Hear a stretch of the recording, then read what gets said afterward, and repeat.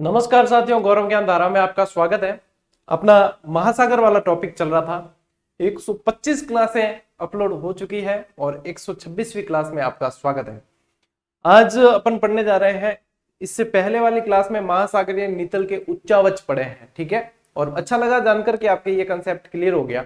अब आज अपन पढ़ रहे हैं महासागर और उसकी उन सभी की विशेषताएं। यदि आज महासागर समझ में नहीं आया ना, तो कभी समझ में आने वाला नहीं है। एक एक चीज जो पूछी जाती है, जो प्रतियोगी परीक्षा की दृष्टि से इंपॉर्टेंट है, सभी पे बात करेंगे और सभी चीजों को उस ढंग से पढ़ेंगे कि अपनी सवाल गलत नहीं हो और हमारे दिमाग में बिल्कुल वो चीजें बैठ जाए अच्छी तरीके से, ठीक है। तो इसी बेस पर अपनी क्लास से चलेगी, तो बढ़िया तरीके से समझें साथियों, ठीक है। शुरू करते हैं। हालांकि ये क्लास, हालांकि कुछ क्लासेस डिस्टर्ब बीच में हो सकती है, मैं नहीं चाह रहा हूं कि हो। हालांकि मेरी दो दो जगह बोर्ड ड्यूटी लगी हुई है, लेकिन फिर भी क्लास आपके लिए जैसे तैसे करके मैं देर सवेर जैसे भी शूट कर लेता हूं, ताकि विद्यार्थियों की पढ़ाई भी साथ में चलती रहे। मेरे कार्य के कारण उनकी पढ़ाई रुके नहीं, जैसे तैसे करके। और कभी बिल्कुल ही जैसे सेट नहीं हुआ और तब हो सकता है कि बीच में गैप भी लेना पड़े 1 या 2 दिन का, क्योंकि अब आपको पता है 5वीं 8वीं और ये सब बोर्ड परीक्षाएं और सभी जगह ड्यूटी लगा रखी है संग्रहण केंद्र में। होता यह है कि व्यक्ति मतलब अच्छा काम करे ना, तो वो यही है। यहाँ पे मतलब मेरी ऐसी कोई यहाँ पे फील्ड नहीं है, एसडीएम ऑफिस हो चाहे कहीं भी, जहां पे मेरी ड्यूटी नहीं लगी हो, ऐसा कोई फील्ड है ही नहीं। तो अभी संग्रहण केंद्र पे और सभी जगह लगा रखे हैं। वो ड्यूटी में अलग, परीक्षा प्रभारी वहां अलग, सभी को लेकर चलना पड़ता है। वो काम सर्वोपरि है, सबसे पहले प्राथमिकता उसी की है। तो फिर लेकिन आपकी क्लासेस भी मैंने कोशिश की है कि आपकी कहीं भी डिस्टर्ब नहीं हो, साथ साथ चलें अपने, ताकि विद्यार्थी भी परेशान नहीं हो। हाँ, जो है 1 या 2 दिन कभी हुआ तो वो टेलीग्राम पे मैं सूचना दे दूंगा कि आज भैया कंडीशन ये है, ठीक है। चलिए शुरू करते हैं। महासागर, देखो साथियों, महासागर कितने हैं, जैसे ही प्रश्न आता है ना, तो दो पक्ष होते हैं। एक कहेगा कि 4 है, एक कहेगा 5 है, ठीक है। कुछ पुस्तकें छापेगी 4, कुछ पुस्तकें छापेगी 5। अब इनमें छोरा बचे कि एनसीईआरटी रा सोर्स देवे के गुरुजी इनमें 4 दियोड़ा, बस कोई और एनसीईआरटी दूजा संस्करण रा सोर्स दे गुरुजी इनमें 4 दियोड़ा, एक गाइड में 4 दियोड़ा, एक में 5 दियोड़ा। तो है क्या आखिर में माजरा क्या है? 4 और 5 का क्या चक्कर है? 4 माने या 5 माने? देखो, प्रशांत महासागर, अटलांटिक महासागर, हिंद महासागर, आर्कटिक महासागर ऊपर और अंटार्कटिका नीचे।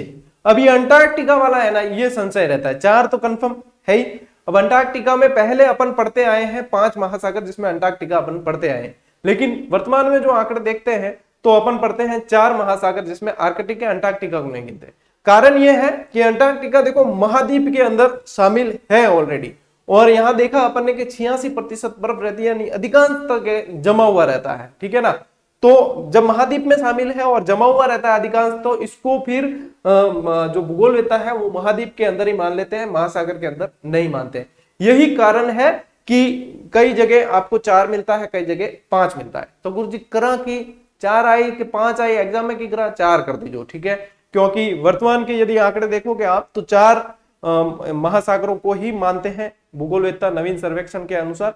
तो 4 आप मान के चलें, तो आपके प्रश्न कहीं गलत होने की संभावना नहीं है, ठीक है। ये चीज यहीं पे मैंने क्लियर कर दी। अब इससे संबंधित कोई प्रश्न ना तो आपको कमेंट में पूछने की आवश्यकता है, ना कहीं पे अन्य जगह पे पूछने की आवश्यकता है, ठीक है। सबसे पहले अपन ले रहे हैं प्रशांत महासागर। चलिए, प्रशांत महासागर की विशेषता है कि ये विश्व के सभी महासागरों के अंदर सबसे बड़ा और सबसे गहरा महासागर है, ठीक है। सबसे बड़ा भी है और सबसे गहरा भी है। तो सबसे बड़ा पैसिफिक ओशियन भी कहते हैं इसको, ठीक है। सबसे बड़ा और सबसे गहरा महासागर है। यदि देखा जाए तो पूरे विश्व का 1/3 भाग, पूरे विश्व का 1/3 भाग, 1/3 पूरे विश्व का जो क्षेत्रफल है उसका 1/3 भाग, यानी कि 16.5 करोड़ किलोमीटर स्क्वायर इसका क्षेत्रफल है। तो सबसे बड़ा महासागर है, ठीक है। इसका आकार जो है साथियों त्रिभुजाकार है। जो ये महासागर है, ये देख पा रहे हो, ये प्रशांत महासागर ही है। तो ये लगभग त्रिभुजाकार इसका आकार है। अब इसकी स्थिति देखते हैं। तो ये देखो प्रशांत महासागर है अपना बीच में। ऊपर यदि देखेंगे तो बेरिंग जल संधि है, ठीक है। बोरिंग कौन है? बेरिंग है। बेरिंग जल संधि जो अंतरराष्ट्रीय तिथि रेखा के समानांतर चलती है।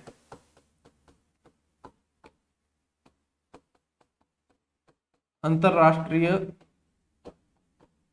तिथि रेखा के समानांतर है, ये पूछा जाता है। अंतरराष्ट्रीय तिथि रेखा के समानांतर चलती है। बेरिंग जल संधि ऊपर है, बेरिंग सी है, बेरिंग सागर है छोटा सा, वो भी है। या इसके पूर्व में देखा जाएगा तो उत्तरी अमेरिका, अपने दक्षिण पूर्व में देखा जाएगा तो उत्तरी दक्षिणी अमेरिका, नीचे देखोगे आप तो अंटार्कटिका आ जाएगा इस दिशा में, यानी कि अपने ये हो जाती है आपके दक्षिण पश्चिम ऑस्ट्रेलिया, और उत्तर पश्चिम में आ जाएगा एशिया। ठीक है, यही स्थिति, और ये बीच में जो है इसके प्रशांत महासागर है, यही स्थिति। अब कई जना कहते हैं गुरुजी मैं नक्शो देखियो तो एशिया इन पड़े पड़े हो, बिल्कुल सही है, पृथ्वी गोल है, लेकिन इसीलिए आपके सामने वो नक्शा होता है ना, वो आप देखते हो, लेकिन ग्लोब पे आपने देखे। तो ग्लोब पे देखोगे पृथ्वी तो है गोल, ठीक है ना। तो यहां पे देखो, इसको समझते हैं, ये तो है आपका उत्तरी अमेरिका, ठीक है। ये आगे आपके दक्षिणी अमेरिका, महाद्वीप पढ़ के आए हैं तो महाद्वीप के अंदर आपको सारे फैक्ट इसमें पता है। ये आगे आपके अंटार्कटिका, ठीक है। ये आगे आपके ऑस्ट्रेलिया कह दो चाहे ओसेनिया कह दो, ठीक है। और ये जो है वो आगे आपके एशिया, ठीक है। अब इसके बीच में ये पूरा का पूरा क्या है, प्रशांत महासागर है, जो सबसे बड़ा और सबसे गहरा महासागर है। प्रश्न बनते हैं, ठीक है ना, स्थिति ध्यान रखें। तो ये हो गई इसकी लोकेशन की, ये कहां से कहां तक फैला हुआ है, ये लोकेशन हो गई। ये आगे आपके प्रशांत महासागर। अब बढ़े आगे, अगली स्लाइड पर चलते हैं, ठीक है। अब ये ग्लोब वाली स्थिति तो देख लिया आपने, अब इसको इस मैप पे भी समझते हैं, इसकी विशेषताएं देखते हैं। प्रशांत महासागर में क्या क्या प्रश्न पूछे जाते हैं, कहां से प्रश्न बनते हैं, कैसे याद रखना है, ठीक है। तो प्रशांत महासागर का ये सबसे इंपॉर्टेंट प्रश्न बनता है, इसको जैसे डबल क्लिक कर दिया मैंने। सबसे इंपॉर्टेंट प्रश्न की सबसे गहरा गर्त मेरियाना गर्त है, ठीक है। मेरियाना गर्त जो यहाँ पे फिलीपींस के इधर पास में है, ठीक है। मेरियाना गर्त जो 11,022 मीटर गहरा है, ठीक है। 11,0 और 11,033, 11,022 में जो आप कंफ्यूजन होता था आपके, वो मैंने कल की क्लास में बता दिया था। 11,022 मीटर गहरा है, ठीक है। भूमध्य सागर पर इसकी लंबाई 16,000 किलोमीटर है, ठीक है।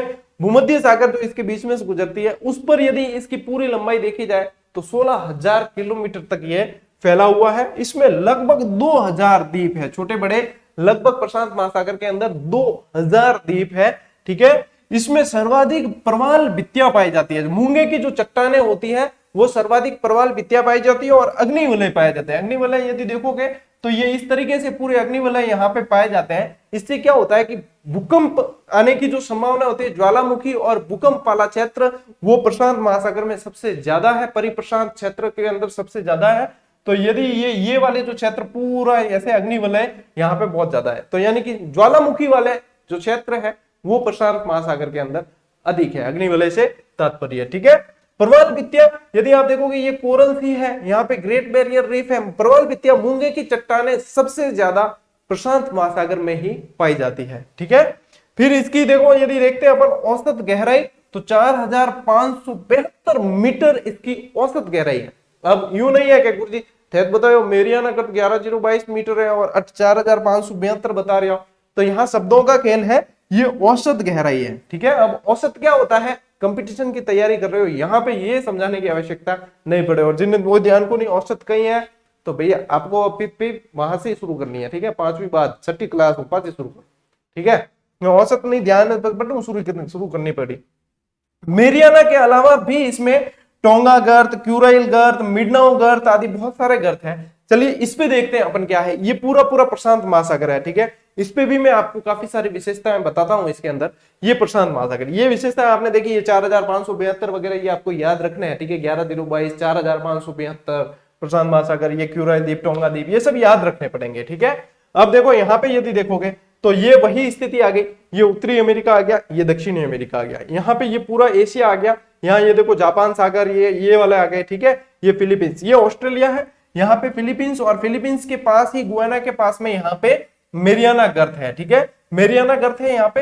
ये माइक्रोनेशिया वाला क्षेत्र, यानी कि ये पूरा ओशेनिया वाला क्षेत्र आ जाता है। ये जो क्षेत्र आ जाता है ये पूरा ओशेनिया वाला क्षेत्र आ जाता है। ये देखो, ये तस्मानिया, एबेल तस्मान ने खोज की इसकी, और ये तस्मान सागर, ये न्यूजीलैंड आ गया, ठीक है। यहाँ पे ये सोलोमन आइसलैंड है। सोलोमन आइसलैंड के बारे में कहा जाता है कि यहाँ पे मतलब पेड़ को गालियां दे दे के, मतलब एक जब पेड़ को मतलब काटना होता, काटने की जरूरत नहीं पड़ती, उसे हर व्यक्ति जाकर गालियां देता है, वो वैसे ही सूख जाता है, ऐसी कहते हैं बात। ये देखो फिजी है यहाँ पे, ठीक है। इसके अलावा ये टोंगा, अपन ने पढ़ा टोंगा गर्त, ये देखो यहाँ पे टोंगा गर्त, ये टोंगा है यहाँ, ठीक है। इसके अलावा ये मार्शल आइलैंड, ये है हवाई आइलैंड जो बिल्कुल बीच में है, और यहाँ पे होनोलुलु है, होनोलुलु को क्या कहा जाता है? होनोलुलु को प्रशांत का चौराहा कहा जाता है, प्रशांत का चौराहा। क्यों कहते हैं? यदि नक्शा नहीं देखते तो आपको ये चीज याद नहीं रहती। अब आपने देख लिया कि ये बिल्कुल बीच में है, तो आप समझ जाओगे कि इसको प्रशांत का चौराहा क्यों कहा जाता है। यहाँ पे हवाई की राजधानी है ये, ठीक है। चलिए ये हो गया। ये यहाँ पे आ गया अलास्का, ये बेरिंग सी, देखो ये बेरिंग जल संधि, ठीक है। गल्फ ऑफ अलास्का, अलास्का की खाड़ी आ गई, और यहाँ पे ये आ गया, ठीक है।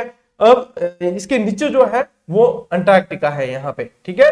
ये चीजें साथियों आपको, इसमें भी काफी सारी चीजें, जापान है यहाँ पे, ये पूरा मतलब फिर ये ओखोटस्क सागर है, छोटे बड़े बहुत सारे सागर है इसके अंदर। ये क्यूराइल आइसलैंड है, ठीक है। तो यहाँ पे क्यूराइल गर्त भी है, ठीक। ये बहुत सारे मतलब, और ये पूरा का पूरा इन 4 महाद्वीपों के बीच में फैला हुआ है, इसको व्यवस्थित तरीके से याद रखना है। तो काफी सारी चीजें आपको यहाँ पे भी मैंने बता दी है इसके अंदर, और यहाँ पे भी बता दी है, ठीक है। अगली स्लाइड पर चलते हैं अपन, और अगली स्लाइड है अपनी अटलांटिक महासागर की, ठीक है। जो जो चीजें बताई है उसमें सारी आपको याद रखनी है। हाँ, दायरा बढ़ाने की बात है, बिल्कुल बढ़ा सकते हो, लेकिन यहाँ पे जितनी चीजें बताई है वो याद हो जाए, उसके बाद में दायरा बढ़ाना। यूं नहीं कि अजी तो याद ही को नहीं, और आप गहराई में उतरिया, मेरे यहाँ गर्त में उतरिया, भाई ध्यान ही नहीं। अपन को मग्न तट मग्न ढाल भी आते हैं, अपन सीधे गर्त में उतरे, वहां पे मतलब नहीं निकलेगा। पहले ऊपर की चीजें बिल्कुल अच्छी तरीके से याद होनी चाहिए। जब वो याद है तो समझो आपका बेस क्लियर है, उसके ऊपर भले कितनी ही मंजिलें खड़ी कर दो, कोई फर्क पड़ने वाला नहीं है। फिर देखो अब पढ़ते हैं अटलांटिक महासागर। यदि देखा जाए प्रशांत महासागर के बाद ये विश्व का दूसरा सबसे बड़ा महासागर है। ये संपूर्ण विश्व का छठा यानी कि 1/6, और प्रशांत महासागर का आधा है, यानी कि प्रशांत महासागर का 1/2 है, ठीक है। संपूर्ण विश्व का 1/6 और प्रशांत महासागर का 1/2, आधा भाग अटलांटिक महासागर है। इस तरीके से भी प्रश्न बन सकता है। प्रश्न बनेगा तो भाई लैंग्वेज देते हैं ना प्रश्न के अंदर, कि निम्न में से कौन सा कथन असत्य है या कौन सा असंगत है, वहां पे जब ये चीज बनती है तब आपके ये वाले प्रश्न आते हैं कि 1/6 1/2 कैसे आएंगे। डायरेक्ट नहीं आता है, ऐसे इस तरीके से आते हैं, ठीक है। इस तरीके से याद रखें। इसका आकार जो है साथियों एस आकार ही है। अभी मैं इसका मैप बताऊंगा आपको, तब आप देखेंगे कि बिल्कुल इस तरीके से अंग्रेजी के एस आकार में ये है, और इसे इसका उपनाम अंध महासागर भी है, इसे अंध महासागर भी कहते हैं। ये विश्व का सबसे व्यस्ततम महासागर है, यानी कि व्यापार सबसे ज्यादा इस महासागर से होता है। क्यों? क्योंकि चारों तरफ जो है मतलब बहुत बढ़िया कंडीशन वाला विकसित महाद्वीप है, तो इसलिए इसका व्यापार बहुत बढ़िया तरीके से होता है, ठीक है। अब देखो इसका सबसे गहरा गर्त, ये मोस्ट इंपॉर्टेंट सवाल आ गया, प्यूर्टो रिको, ठीक है। प्यूर्टो रिको जो 8,392 मीटर गहरा है। अब अलग अलग देखो किताबों के अंदर आपको अलग अलग आंकड़े मिलेंगे। मैंने भी 4 ऑथेंटिक किताबें देखी और उसमें से 2 में अपन को अलग अलग आंकड़े मिल जाते हैं। तो जो बिल्कुल करीबी और ज्यादा सटीक है वो आंकड़ा आपको दे दिया, 8,392 मीटर गहरा है। प्यूर्टो रिको के अलावा भी इसमें रोम से या रोमांस गर्त भी कहते हैं इसको, रोम से गर्त, और साउथ सैंडविच गर्त भी इसके अंदर है। और भी बहुत सारे गर्त है, लेकिन ये इंपॉर्टेंट है, रोम से और साउथ सैंडविच प्रश्न बन सकता है। आप मान लो प्यूर्टो रिको आया ही नहीं और ये आ गया कि निम्न में से कौन से महासागर के अंदर साउथ सैंडविच गर्त है। अब आपको पता ही नहीं, आपने पढ़ा नहीं, प्यूर्टो रिको तो पढ़ा लेकिन इसको पढ़ा नहीं, तो फिर प्रश्न हो सकता है कि वहां से आपको नहीं आ पाए या गलत हो जाए, ठीक है। तो ये चीज भी आपको ध्यान रखनी है। यदि अटलांटिक महासागर की स्थिति देखेंगे साथियों, तो इसके पूर्व के अंदर यूरोप है, और यहाँ पे नीचे दक्षिण पूर्व में अफ्रीका आ जाता है, यहाँ पे आ जाएगा आपके दक्षिण अमेरिका, और यहाँ आ जाएगा उत्तरी अमेरिका। अब यदि देखोगे 1 2 3 बहुत विकसित महाद्वीप है, तो ये व्यस्ततम महाद्वीप रहता है, महासागर रहता है, और व्यापार बहुत ज्यादा इस महासागर से होता है, ठीक है। चलिए आगे बढ़ते हैं। मतलब आज महासागर समझ में नहीं आए ना, तो फिर उम्मीद ही मत करना कभी आएंगे। ये देख पा रहे हो आप, ये पूरा का पूरा है अटलांटिक महासागर। ठीक है, अब अटलांटिक महासागर के अंदर सबसे पहली चीज तो देखोगे आप इसका आकार। ठीक, एस आकार के अंदर है कि गुरुजी कियो जी को सही है कि कौन है, बिल्कुल 100% सत्य वचन है। ठीक है, ओके। अब यहां पे देखेंगे अपन, ये यूरोप महाद्वीप है, ये अफ्रीका है। ठीक है, ये आपके उत्तरी अमेरिका है, ये दक्षिणी अमेरिका है। तो इसकी स्थिति भी बिल्कुल सटीक है और आपके समझ में आ गई है। अब यदि इसके अंदर देखेंगे, ये मध्य अटलांटिक कटक है। ठीक है, अब मध्य अटलांटिक कटक जो है ये अभी पढ़ेंगे अपन। मतलब समुद्र के अंदर भी पहाड़ियां वगैरह होती है, जैसे अब बताया ना, खाई होती है, मैदान होते हैं, सभी है। समुद्र के अंदर भी पहाड़ियां वगैरह होती है, तो ये मध्य अटलांटिक कटक वही है। ठीक है, अब देखो इसके अंदर यदि देखते हैं अपन, ये इक्वेडोर है। ठीक है, ये इक्वेडोर है, ये गल्फ ऑफ गुयाना है। अब यहाँ पे जो मुख्य मुख्य चीज है, ये इसलिए ध्यान रखना है क्योंकि इससे संबंधित प्रश्न आएगा और इससे संबंधित प्रश्न मैं आपको आगे बताने वाला हूं। ठीक है, तो ये चीजें हैं। इसके अलावा देखो साथियों, इसमें और जो बढ़िया बढ़िया चीजें वो बता देता हूँ। ये बरमूडा ट्रायंगल यहाँ पे है और बरमूडा से प्रश्न बनते हैं, इसलिए ध्यान रखना। क्यों रहस्यमयी घटनाओं के लिए जाना जाता है। यहाँ की प्राकृतिक दशाएं ऐसी है कि ऊपर से प्लेन तक नहीं निकल पाता है, तो यहाँ पे मतलब कोहरा धुंध वगैरह ऐसे होती है ये, और वहां से डाइवर्ट हो जाते हैं प्लेन काफी। तो इसी कारण ये रहस्यमय घटनाओं के लिए जाना जाता है। चक्रवात वगैरह ऐसी स्थिति यहाँ पे बनी रहती है, तो ये इसलिए जाना जाता है। ठीक है, इसके अलावा ये न्यू फाउंडलैंड है। ये अपन धाराएं जब पढ़ते हैं तो उसके अंदर इसका बहुत अच्छा रोल है। मछली उत्पादन के लिए वगैरह ये बहुत जाना जाता है। ठीक है, और यदि इसके देखेंगे, देखो ये ऊपर तो डेनमार्क स्ट्रेट है, यहाँ पे डेविस स्ट्रेट है, और इसके अलावा ग्रीनलैंड। ठीक है, यहां से फिर आइसलैंड से शुरू होता है। अब ये जैसे ये महासागर है ना, आइसलैंड से शुरू होकर यहाँ नीचे तक। ठीक है, अब इसके अलावा इसके अंदर जो देखना है वो आपके जो काम की चीज है वो मैं आपको बता देता हूं इसमें, क्योंकि आगे जो पढ़ने वाले हैं इसके अंदर आएगा उसमें। ये सेंट हेलेना, ये सेंट हेलेना द्वीप है जहां नेपोलियन ने अपना अंतिम समय गुजारा था। ठीक है, ये सेंट हेलेना है। और इसके अलावा और ये ट्रिस्टा दी काना, ये पूछे जाते हैं कि ये कौन द्वीप कौन से महासागर के अंदर स्थित। ये ट्रिस्टा दी काना है, ये सेंट हेलेना है। इसलिए ये चीजें बता रहा हूं क्योंकि इसको अपन आगे पढ़ेंगे बाबा, फिर ध्यान में रहे कि ये यहाँ यहाँ है। ठीक है, बाकी देख लेना, इसको मैं शेयर करूंगा तब अच्छी तरह एक एक चीज आप देख लेना। ठीक है, चलिए अब आगे अपन इसके जो फैक्ट है उसके ऊपर, कि ये नक्शा तो देख लिया, स्थिति देख ली। अब इसमें से प्रश्न कहां कहां से बनते हैं उनको देख लेते हैं। ठीक है, इसमें उत्तर में आइसलैंड से, अब आइसलैंड बताया था आपको। ठीक है, उत्तर में आइसलैंड से दक्षिण में बोवेट द्वीप तक एस आकार में मध्य अटलांटिक कटक स्थित है। ये पूछा जाता है, मोस्ट इंपॉर्टेंट प्रश्न है, मध्य अटलांटिक कटक। ठीक है, आइसलैंड से लगाकर बोवेट द्वीप तक है और ये लगभग 14,000 किलोमीटर लंबा है। 14,000 लगभग मैं बता रहा हूं, यानी कि लगभग 14,400 के करीब है। ये 14,000 किलोमीटर लंबा है, और 4,000 मीटर ऊंचाई है इसकी। ऊंचा कितना है? 4,000 मीटर ऊंचाई है इसकी। ठीक है, इसमें अनेक सीमांत सागर है। किसके अंदर? अटलांटिक महासागर के अंदर बहुत सारे सागर है, सीमांत सागर है, जिसमें मुख्य मुख्य जो है आपके आ जाएगा एड्रियाटिक सागर, मैक्सिको की खाड़ी, कैरेबियन सागर, भूमध्य सागर, काला सागर, हडसन की खाड़ी, बाल्टिक सागर आदि, ये सब इसके अंदर है। तो अब ये यहां से प्रश्न बन भी सकते हैं, बिल्कुल।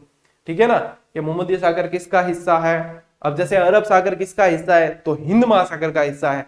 वैसे ही एड्रियाटिक सागर, बाल्टिक सागर, ये सब पूछे जाए तो ये आपके पूरे सब जो है अटलांटिक महासागर के हिस्से हैं। ठीक है, तो यहां पे ये ध्यान रखना।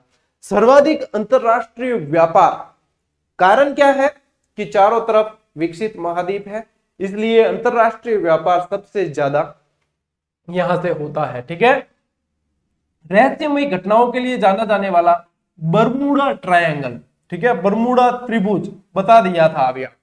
ठीक है, उत्तरी अटलांटिक महासागर में स्थित है। अब उत्तरी अटलांटिक में ही है, उत्तरी अटलांटिक में है। ठीक है, ये ध्यान रखना है आपको कि ये मतलब ये जो है दो भागों में बटा हुआ है, तो इसको कई बार क्या है दो भागों में अलग अलग पूछ लिया जाता है कि उत्तरी अटलांटिक में है कि दक्षिणी अटलांटिक में।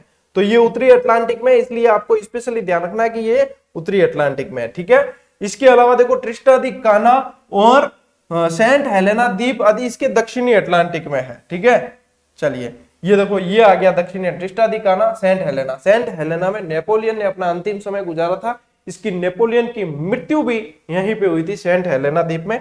इसलिए प्रश्न को हिस्ट्री से जोड़ के भी कभी कभी पूछ लिया जाता है। ठीक है, हिस्ट्री वालों के तो ये बहुत इंपॉर्टेंट सवाल है ही। वैसे भी विश्व का इतिहास जब पढ़ते हैं तो उसके अंदर नेपोलियन पढ़ते हैं और नेपोलियन के अंदर ये चीज आती है। बहुत ही प्रभावशाली व्यक्तित्व था नेपोलियन का। ठीक है, तो यहाँ पे दक्षिणी अटलांटिक महासागर के अंदर ये स्थित है। तो ये हो गया आपके दक्षिणी क्या, अटलांटिक महासागर। प्रशांत महासागर मोस्ट इंपोर्टेंट, अटलांटिक महासागर मोस्ट इंपोर्टेंट। महासागर वैसे सारे यहाँ पे जो स्लाइड में आपको एक एक लाइन दी जाती है सभी मोस्ट इंपोर्टेंट ही होती है, क्योंकि जो इंपॉर्टेंट नहीं है उसे मैं स्लाइड में शामिल भी नहीं करता हूं। ठीक है, तो यहाँ पे यानी कि स्लाइड के अंदर दी हुई एक भी चीज आप मिस नहीं कर सकते हो। ठीक है, ये चीज ध्यान रखना। चलिए आगे बढ़ते हैं हिंद महासागर की ओर। अब हिंद महासागर का नाम हिंद महासागर क्यों है? क्योंकि सबके दिलों पर राज करने वाला, विश्व के सभी दिलों पर राज करने वाला जो देश है हिंदुस्तान, उसके पास में स्थित है, इसलिए इसे हिंद महासागर कहा जाता है। ठीक है, इसका क्षेत्रफल साथियों 7.35 करोड़ किलोमीटर स्क्वायर है। इसका आकार यदि देखा जाए तो एम आकार के अंदर है। ये देखो, अब भारतीय प्रायद्वीप जो है, भारतीय प्रायद्वीप इसको एम आकार देता है। अब देखो भारतीय प्रायद्वीप के कारण ही एम आकार, मान लो ये यहां से ऐसे आ जाता तो एम आकार नहीं होता, तो भारतीय प्रायद्वीप के कारण ये एम आकार इसका है। ठीक है, तो एम आकार। एस आकार कौन सा था बता दिया, त्रिभुजाकार कौन सा था वो भी बता दिया। ठीक है, इसके दो उपनाम है, इसे अर्ध महासागर और रत्नाकर दोनों कहा जाता है। ठीक है, यदि इसकी स्थिति देखते हैं अपन हिंद महासागर की, तो देखो सबसे ऊपर इसके एशिया है। अब ये देखो सऊदी अरब, पाकिस्तान, इंडिया, बर्मा, ये पूरा का पूरा ये जो क्षेत्र है, ये पूरा का पूरा क्या है, एशिया है। ठीक है, तो ये तो आ गया अपने उत्तर में, तो क्या आ गया इसके एशिया। उत्तर में क्या आ गया, एशिया। यदि इसके दक्षिण में देखेंगे तो अंटार्कटिका है। ये देखो ये यहां पे दिख रहा है, ये आ गया आपके अंटार्कटिका। ठीक है, यहां इसके पूर्व में देखेंगे तो प्रशांत महासागर है। पूर्व में यहां पे जाएंगे, अब ये देखो ऑस्ट्रेलिया और ये आगे, ये बोर्नियो इंडोनेशिया वाला सबसे बड़ा द्वीप, और इसके जस्ट इधर यहाँ पे प्रशांत महासागर। ऑस्ट्रेलिया के इधर देखा था अपन ने, प्रशांत महासागर है। ठीक है, तो ये फिर इस तरफ इसके आ जाएगा प्रशांत महासागर। ठीक है, यदि इसके इस तरफ जाएंगे अपन तो अफ्रीका महाद्वीप आएगा। ये देखो ये आपका है अफ्रीका।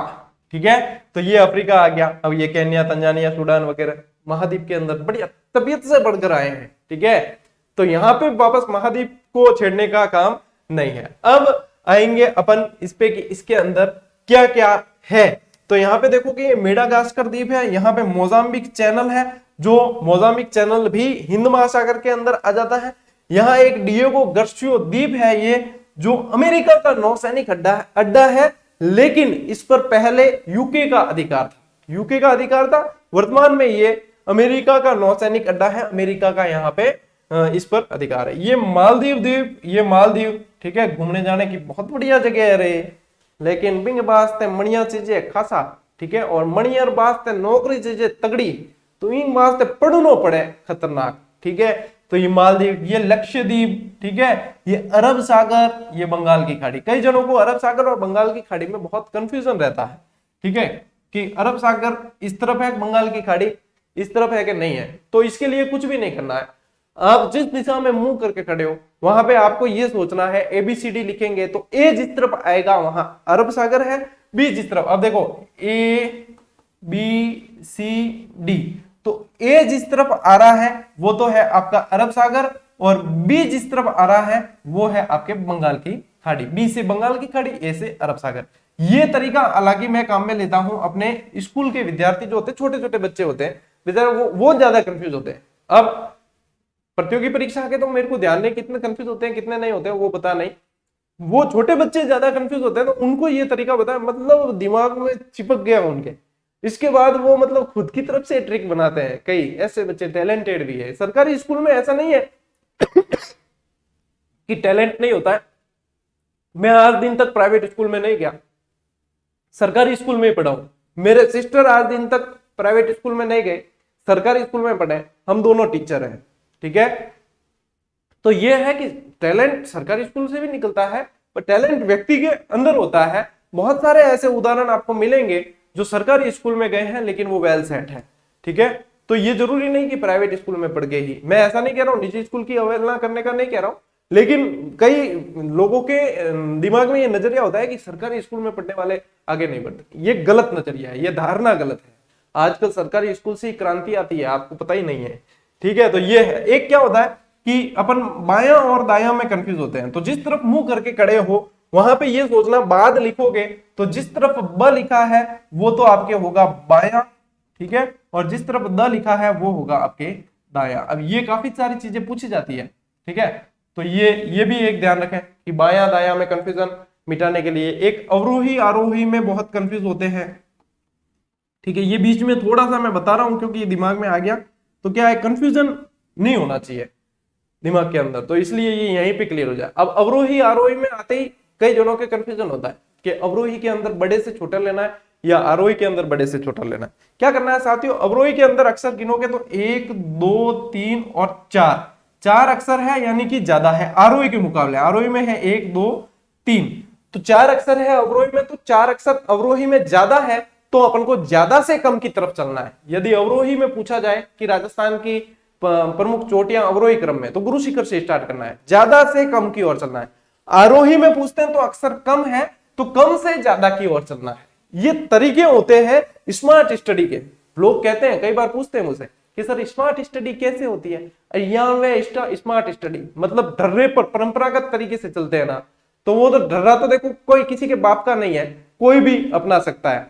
लेकिन जब अपन को स्मार्ट स्टडी करनी है, वो स्मार्ट स्टडी क्या, हम अपना समय कैसे बचाएं, हमारे कंफ्यूजन से कैसे दूर रहे, ये चीज होती है स्मार्ट स्टडी। और ये यहाँ पे बस एक बार ही तो समझना है, तो प्रश्न गलत होने की चांसेस कम हो जाती है, ठीक है। चलिए वापस आते हैं अपन हिंद महासागर पे। हिंद महासागर के अंदर यहाँ पे ये देखो लाल सागर है, ये स्वेज नहर है इधर, तो ये सारे के सारे यदि देखोगे आप तो हिंद महासागर के अंदर मालदीव आ गया, इंडोनेशिया वाला ये क्षेत्र आ गया, अंडमान निकोबार वाला क्षेत्र आ गया, ठीक है। तो ये सारे के सारे जो आ जाते हैं आपके, वो हिंद महासागर की स्थिति है, ठीक है। आगे कुछ विशेषताएं बताता हूं हिंद महासागर की और उसके बाद में अपन आर्कटिक महासागर पढ़ के तो इस क्लास को समाप्त करेंगे।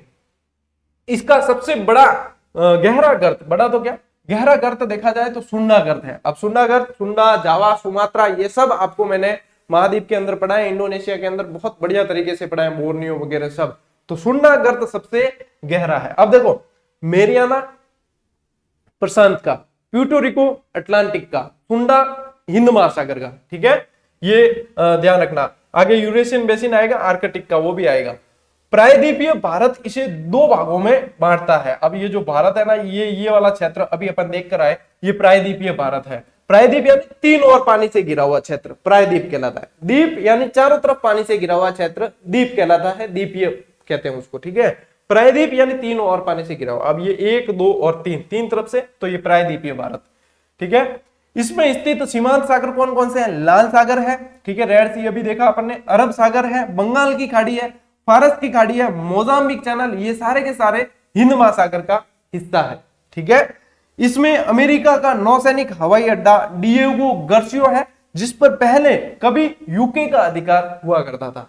अब यूके क्या है, ग्रेट ब्रिटेन क्या है, ये सारी चीजें आपको मैंने बहुत बढ़िया तरीके से समझा दी है। और जो नए विद्यार्थी यदि देख रहे हैं ना क्लास सीधी, तो वहां से शुरू करनी है आपको, 1 नंबर से शुरू करनी है, राजस्थान जी के क्रमबद्ध तरीके से चलो, क्योंकि क्रमबद्ध तरीके से पूरा समय देते हुए क्लासेस को रिकॉर्ड की गई है, हमेशा के लिए ये क्लासेस काम आने वाली है, तो शुरू से करो।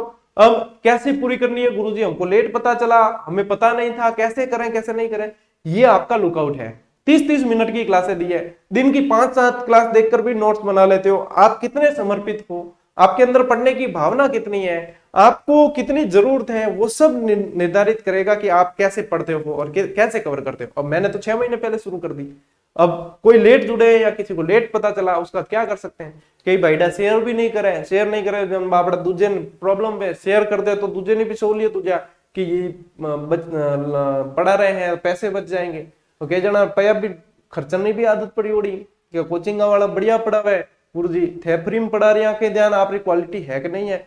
भाई मैं तो नहीं कहूँ फ्री में पढ़ा रहे हो थे अटे ही पढ़ो थे भांगो पया, अगर भांगने री खासियत है तो भांग सको, ठीक है। कोचिंग वाला घोटेन पा सके तो थे कोचिंग ना कर लो, बाकी ए क्लासा तो यूं ही चाली, ठीक है। और यहाँ पे फायदा उठाने वाले उठा रहे हैं और बेहतरीन तरीके से उठा रहे हैं। सिलेक्शन देंगे जब यहाँ बताऊंगा, ये देखो ए सिलेक्शन है चलिए ये हो गया आर्कटिक महासागर।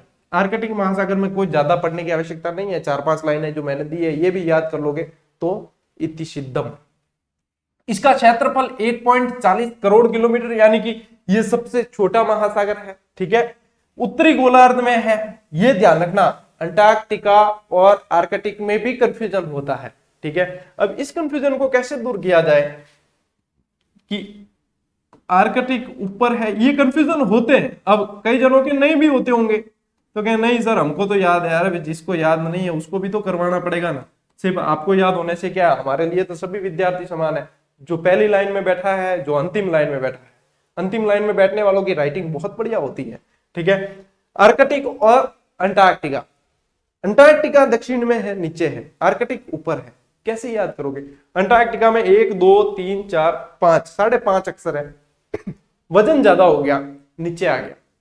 आर्कटिक के अंदर 1 2 3 4 4.5 अक्षर है, वजन हल्का है, ऊपर चला गया।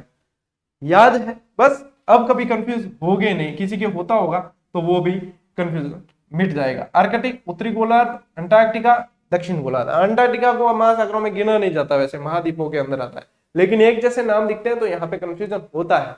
तो आर्कटिक ऊपर है, उत्तरी गोलार्ध के अंदर है और अंटार्कटिका दक्षिणी गोलार्ध के अंदर है, ठीक है। ये सबसे ठंडा महासागर है, महासागरों के अंदर सबसे ठंडा है और इसके भी अधिकांश हिस्से पर बर्फ जमी रहती है, ठीक है। इसका सबसे गहरा गर्त जो है, ये इंपॉर्टेंट प्रश्न है, सबसे इंपॉर्टेंट प्रश्न इस आर्कटिक महासागर में यही है, यूरेशियन बेसिन, जो 5450 मीटर गहरा है आर्कटिक महासागर के अंदर, ठीक है। गर्त में वापस नजर डालते हैं, गर्तों के अंदर प्रशांत महासागर मेरियाना गर्त, अटलांटिक महासागर प्यूर्टो रिको गर्त, हिंद महासागर सुंडा गर्त, आर्कटिक महासागर यूरेशियन बेसिन। ऐसे के ऐसे चारों आपको भी याद होने चाहिए। गहराई याद एक बार नहीं हो कोई दिक्कत नहीं, पहले नाम याद कर लो, धीरे धीरे गहराई भी याद होने लगेगी, ठीक है। तो ये है साथियों आपके महासागर की विशेषताओं वाली क्लास। आपके टॉपिक भी है महासागर और उसकी विशेषताएं। चलिए एक क्लास महासागर की अपन और बनाएंगे जिसके अंदर अदर जो भी फैक्ट है उनको शामिल कर लेंगे और इस हिसाब से अपने महासागर की विशेषताओं वाली, क्योंकि अब स्पेशली वैसे जैसे धाराएं वगैरह होती तो स्पेशली देते हैं, दिया हुआ नहीं है, लेकिन फिर भी अपन मुख्य मुख्य चीजें पढ़ेंगे। मैं कोशिश करूंगा कि आपके वो भी कंसेप्ट क्लियर हो जाए, वो पढ़ के वो वाला पूरा करके और फिर अपन चलेंगे वैश्विक पवन तंत्र के अंदर। वैश्विक पवन तंत्र बहुत इंपॉर्टेंट है, ये रीट वालों के लिए भी इंपॉर्टेंट है, इसलिए फिर वैश्विक पवन तंत्र को लेंगे। उसमें अपन वायुदाब की पेटियां पढ़ेंगे, अपन पवनों के प्रकार पढ़ेंगे, व्यापारिक पछुआ सारी पढ़ेंगे अपन, ठीक है। स्थानीय पवने, ग्रही पवने, सब सनातनी वगैरह सब पढ़ेंगे और उनको याद करने का तरीका देखेंगे। उस तरीके से पूरा का पूरा अपन इसको वैश्विक पवन तंत्र, फिर आएगी पर्यावरणीय समस्याएं, फिर यूएनओ वाला ये टॉपिक, ऐसे करके 8-10 दिन के अंदर अपन विश्व वाला भी चैप्टर पूरा कर लेंगे। यानी कि राजस्थान जी के पूरा हो गया, विश्व भी होने वाला है चंद क्लासों के अंदर। उसके बाद में भारत वाले शुरू करेंगे और भारत वाले के अंदर अपन को ज्यादा गहराई में जाने की जरूरत नहीं है, लेकिन ऊपर ऊपर की चीजें जहां से प्रश्न जैसे बनते हैं उस तरीके से पढ़ने की जरूरत है। जो मैं आपको जिस तरीके से पढ़ाऊंगा वो आप समझ जाओगे, क्योंकि भारत यदि अपन बहुत ज्यादा गहराई में जाते हैं तो वहां उलझ के रह जाते हैं और बाकी सारी चीजें अपनी गौण हो जाती है, फिर वो याद नहीं हो पाती।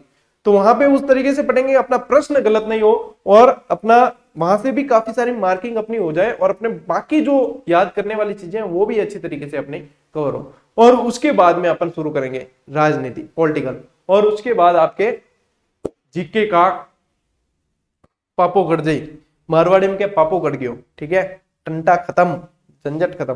तो जीके वाला आपको जो मैंने वादा किया है, मेरे लिए हालांकि ये चुनौती है कि ये क्लासेस मुझे हर हालत में जीके पूरा करवाना ही है, क्योंकि सिर्फ आप जो पढ़ने वाले हो वो नहीं देखते, यहाँ कई दूजा सूरमा खिलाड़ी वे भी देखिया करे कि कट गलती करे वो आदमी इन पकड़नो है रे ठीक है।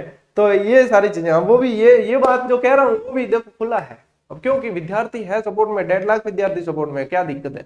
और करा है तो विद्यार्थियों के भलाई के लिए ही किया है, और विद्यार्थियों का हित है, भलाई है, इसीलिए विद्यार्थी जुड़े हैं भाई। अगर उनके फायदे की बात नहीं होती ना, बहुत चैनल है, लाखों चैनल है यूट्यूब पे, खूब लाखों चैनल है, तो उसमें से यदि यहाँ पे फायदा है तभी तो विद्यार्थी जुड़ेंगे, नहीं क्यों जुड़ेंगे। समय सबसे बड़ा कीमती समय तो होता है। चलिए साथियों, मिलते हैं अगली क्लास में, तब तक के लिए राम राम, जय हिंद।